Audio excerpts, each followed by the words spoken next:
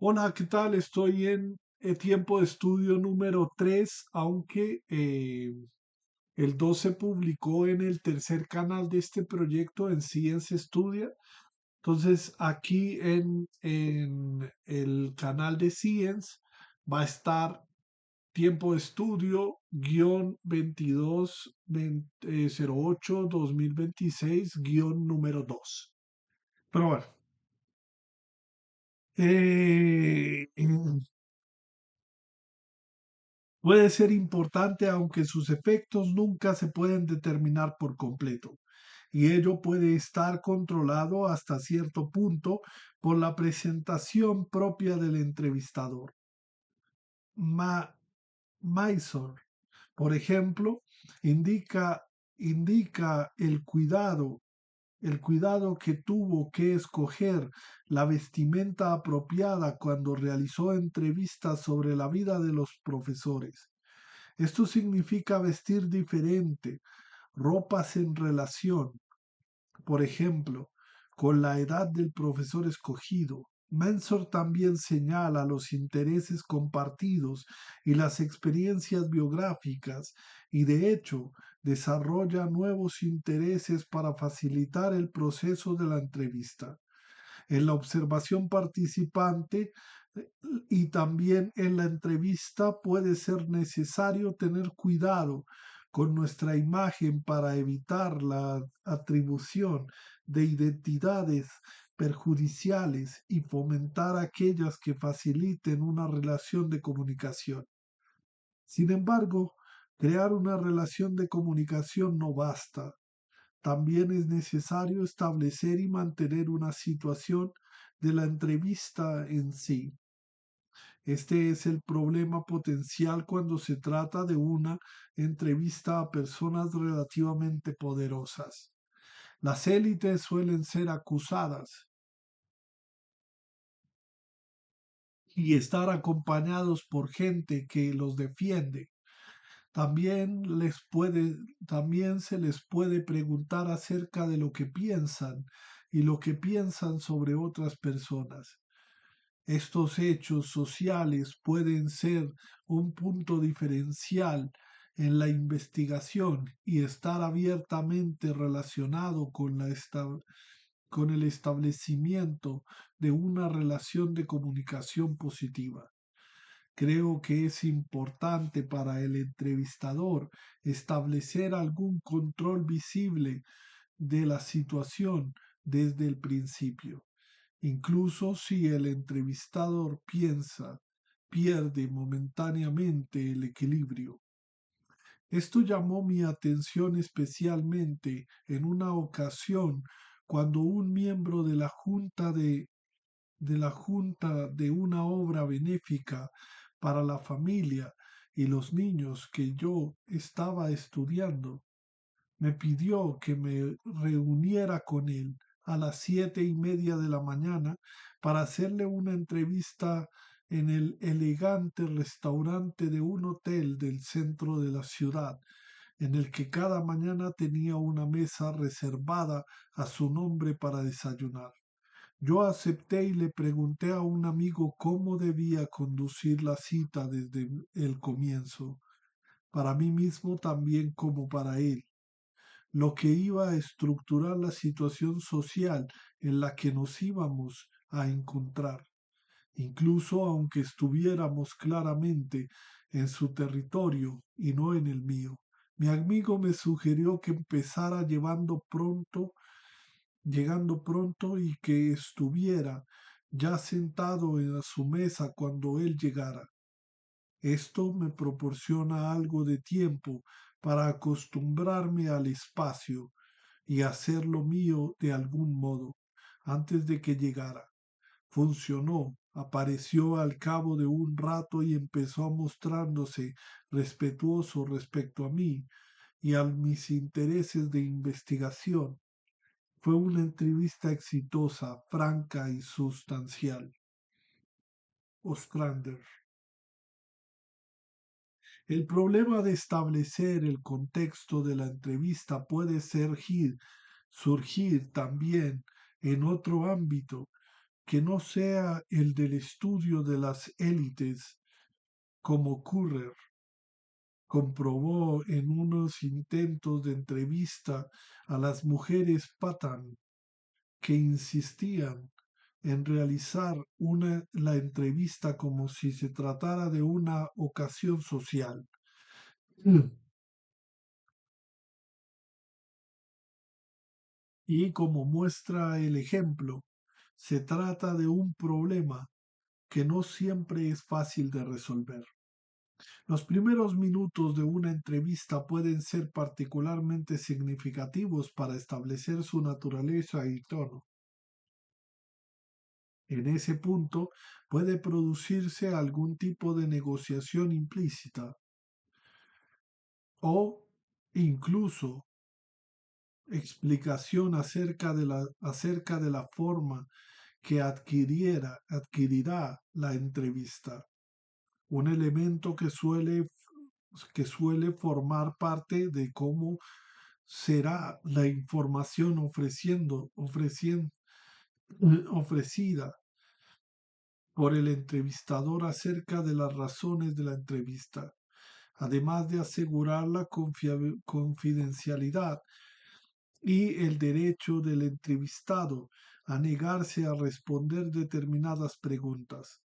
La charla puede también tener lugar en esa fase, quizás mientras se toma una decisión acerca de cómo sentarse, dónde colocar la grabadora, si se utiliza, etcétera.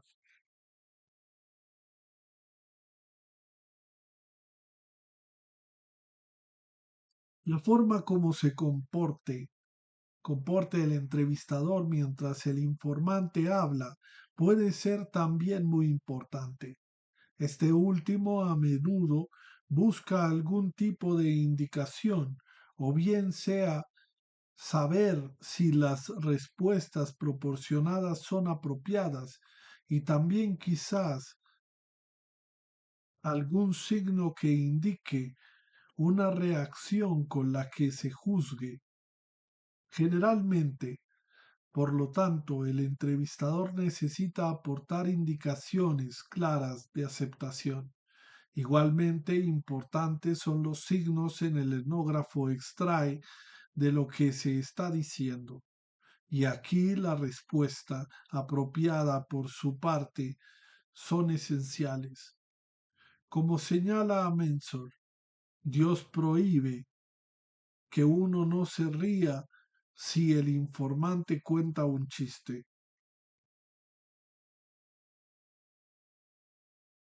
Esto destaca un importante mecanismo de la entrevista etnográfica que dentro de los límites del contexto de la entrevista, al fin es facilitar la conversación, ofrece al entrevistado un trato más libre para hablar de sus propios términos, que es el caso de la entrevista estandarizada.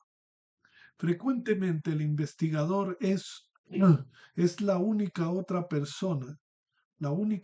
persona presente en la entrevista y la garantía de confidencialidad implica que nadie más escuchará nunca lo que el informante ha dicho de modo de que se pueda atribuir.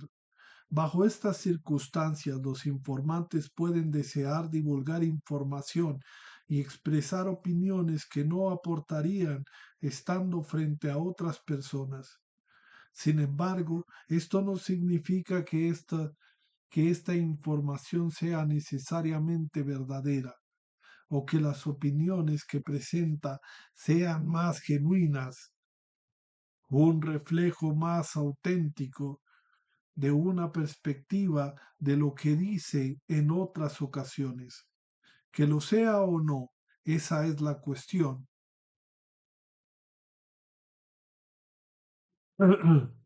Y en qué sentido es cierto dependerá en parte de cómo sus orientaciones hacían los otros, incluyendo al el investigador, quien estructuradas Además, las informaciones a menudo sabe que, en cierto sentido, ellos están hablando para la posteridad.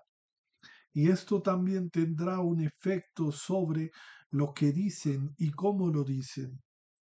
Ellos pueden dudar de la asegurada confidencialidad del etnógrafo y intentar utilizar para filtrar información. A veces, por supuesto, los etnógrafos conducen las entrevistas en lugares en los que hay otras personas presentes. Y aquí la cuestión de la audiencia es incluso más complicada. En determinadas ocasiones se presenta de otros, no pueden evitar, como lo explica Lee, siempre que fue posible, las parejas fueron entrevistadas por separado, pero, pero fue imprescindible hacer entrevista conjunta en cierto número de casos, en particular con algunas de las parejas casadas más recientemente que vivían en pequeños apartamentos. Me hacía parecido embarazoso pedirles a uno de los miembros de la pareja le explicara en otra habitación, habitualmente el dormitorio, mientras en entrevista al otro. Chardin tuvo el mismo problema de un estudio sobre las esposas de los soldados de Navy, y esto produjo un significativo efecto.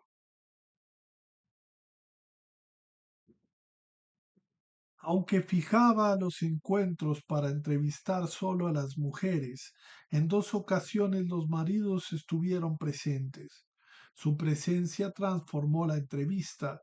El marido alteraba las preguntas y las respuestas de la esposa y a veces respondía a él, incluso cuando no hablaba, comunicaba lo que sentía mediante lo que entendemos como lenguaje corporal y sus reacciones dirigían las réplicas de la mujer.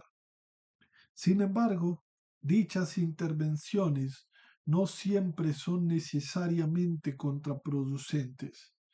Como indica Hunter, durante una entrevista que estaba manteniendo con el agente de policías en su casa, en una acomodada suburbios de Chicago, la mujer del mismo entró en escena.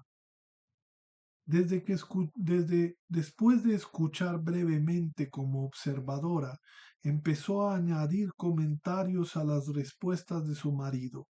Lentamente lo que había sido hasta ese momento una entrevista formal muy centrada acerca de las cuestiones políticas se convirtió en una conversación de tres bandas acerca de personajes particulares dentro de la élite.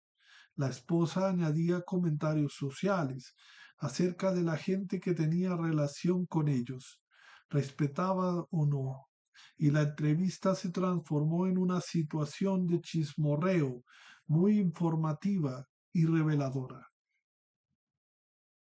A veces, por supuesto, la intencionalidad de los etnógrafos puede manejar las entrevistas con más de una persona a la vez. Además del hecho de que las entrevistas en grupo permiten un mayor número de gente al que entrevistar, tiene la ventaja de si la situación en la que se produce la entrevista será menos extraña, pero la entrevista y les animará a ser más francos. Más francos. En particular, esto puede ayudar a superar el problema de la vergüenza y el retraimiento de ciertas personas, como en el caso de Carol, citado por Helen Simmons, entrevistadora. ¿Sirve de algo esta clase de ayuda para los tímidos o consiguen que estos destaquen más? Ángela, algunas de estas personas son súper tímidas y de repente una de ellas te habla y tú piensas, ¿qué le pasa? Supongo que ellas tendrán su opinión en la cabeza y oyen hablar a todos el mundo y deciden que también quieren hablar. Patricia, Carol es muy tímida. Entrevistadora, ¿no te gustaba hablar? ¿No te gustaba hablar? Solo hablaba cuando me hacían alguna pregunta. Ángela, el tipo de conversación en el que únicamente se responde a lo que se te pregunta. Cuando la conocí pensé que era muy tímida. Entrevistadora, pero ahora hablas cuando quieres dejar claro tu punto de vista.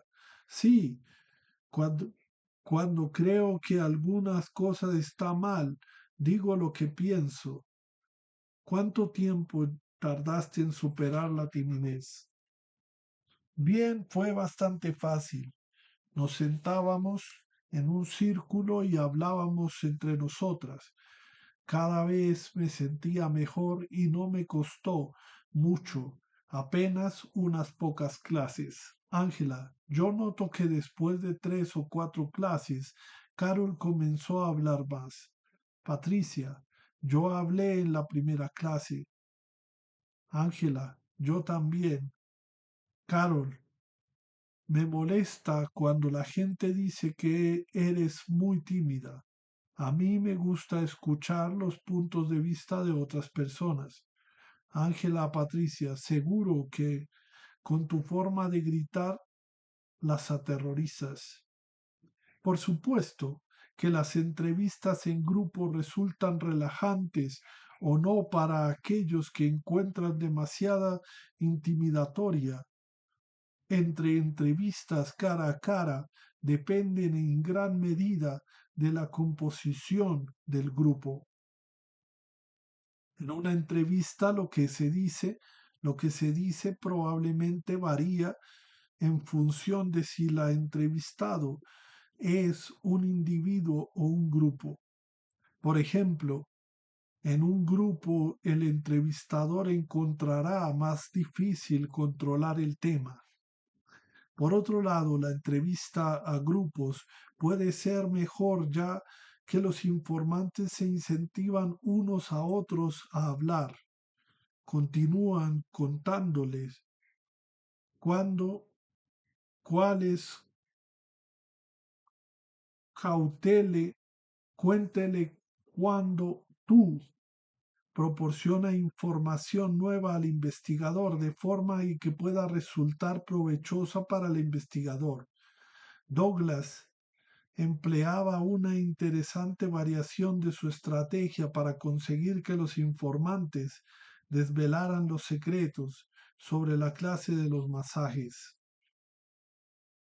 Hacía poco que sabíamos que uno de los principales clientes de la casa de masajes era un abogado local que representaba a la asociación de las casas de masajes y llevaba el 80% de los casos. Pretendíamos que se abriera a nosotros, así que intentamos sacarle información. Queríamos que quedara de manifiesto que éramos de dentro de y que podíamos confiar en nosotros. Sabíamos que no llegaríamos lejos intentando convencerle verbalmente. Tío, estamos de tu lado. Joder, tío. Puedes confiar en nosotros. Él estaba atento ante cada posible trampa que le pusiéramos tender desde cualquier ángulo. Tenía que ser manifiesta y físicamente real. Nos hicimos acompañar a 2 jóvenes masajistas a la entrevista, de forma de que su presencia sirviera para que él viera que el campo nos situábamos. Cuando fuimos introduciendo en el despacho del abogado, Llegamos dos empleados que trabajaban en el mismo establecimiento, de una de las chicas que estaba con nosotros y estuviera una reunión allí mismo. Los investigadores necesitaban la suerte tanto como cualquier otro. Conforme transcurría la entrevista, los dos chicas iban hablando sobre su trabajo. Como ya sabíamos, uno de ellas estaba siendo procesada por su trabajo como masajista. Ellos hablaban sobre eso. Ella se quedó ella se quedó impresionada por el abogado y le pidió que la llevara el caso. Al final de la entrevista, el abogado nos dijo que podíamos usar todos sus archivos, hacer fotocopias, usar su nombre para realizar nuestra investigación, acompañarle en el seguimiento de los casos, etc. Estábamos seguros de que había cosas que no nos había dicho y una de las chicas empezó después a trabajar con él para conseguir más información al respecto, pero estaba bastante bien para la primera hora. Al mismo tiempo, por supuesto, los efectos de la audiencia deben ser guiados. Gunn proporciona un ejemplo de la necesidad de esto para una entrevista de grupo con estudiantes de escuela secundaria. Al añadir obscenidades, los hechos probablemente habrán sufrido alguna distorsión, pero eso es intrínsecamente a los intentos de hacer reír a los otros. Consideraremos este ejemplo. Tracy. Diane se cayó de la silla y cuando ésta se estaba levantando, se agarró de mi falda. Fue un escándalo. Mi falda estaba por debajo de mis caderas y yo me quedé allí en bragas. Fue el momento que entró el señor Brigger, carcajada de las chicas. Él había estado detrás de la puerta y le dijo que le iba a suspender. Tracy llamó a mi madre a la escuela para decirle que yo era una chica horrible. Kate, nadie querrá casarte contigo, dijo la señora yo no sé qué. Trace, oh, sí.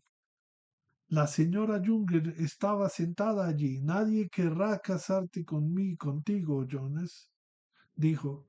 Entonces le contesté, bueno, de todas formas, ustedes tampoco están casadas. Carcajada de las chicas. Ja, ja, ja, ja, ja, ja, ja, ja, ja, ja. Voy a dejarlo ahí porque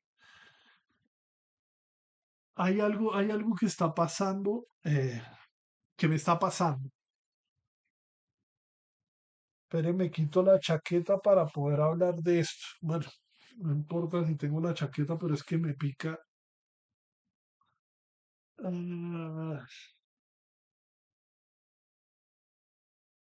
pica el brazo. Hay algo que está pasando. Yo quiero hacer un estudio etnográfico. Pero entonces ahorita están hablando de las entrevistas a personas. No sé cómo hacer el estudio de tal manera de que no interfiera yo. O sea, no sé si es un estudio etnográfico lo que quiero hacer, ¿sí? Porque es que quiero comprender ciertas realidades. Yo quiero comprender ciertas realidades, entre ellas las personas que se la rebuscan todos los días, ¿sí? La realidad de las personas que se la rebuscan todos los días en el transporte público. Pero no quiero hacer entrevistas directamente a ellos, sino que quiero vivir la experiencia de ser una persona en esas condiciones. Es decir, o sea, siempre me ha parecido curioso el tema de los rebuscadores. Incluso leí algunos artículos sobre rebuscadores, personas que se la rebuscan todos los días para pagar el pagadiario, para tener la comida, para vivir el día a día, ¿no? Claro, eh, casi la mitad del país trabaja en la informalidad, ¿sí? Es decir, que no tienen unos, o sea, no tienen la garantía de unos derechos, ¿sí? Trabajan, trabajan por encargos o trabajan porque, ¿cómo decirlo? Porque conocen al empleador, el empleador solo les paga el diario y mucha gente vive al diario, mucha gente vive sin prestaciones sociales, sin salud, eh, sin un derecho, sin cotizar a pensión, a salud y a pensión. ¿Y cómo es la vida de una persona que vive al diario? Eso o sea, lo que quiero experimentar es específicamente esa situación. ¿Cómo es vivir el día a día de una persona que no tiene la garantía de ninguno de esos derechos? De ninguna de, o sea, yo quisiera poder plasmar en algún escrito eh, la realidad de esas personas que no tienen redes de apoyo, que no tienen redes de apoyos en cuanto a instituciones, en cuanto al Estado, que no tienen así. O sea, no quisiera irme directamente a la habitabilidad en calle porque considero que la habitabilidad en calle está influenciada por una cuestión del consumo de sustancias psicoactivas y tiene que ver con el tema de la drogadicción, sino quiero ver cómo personas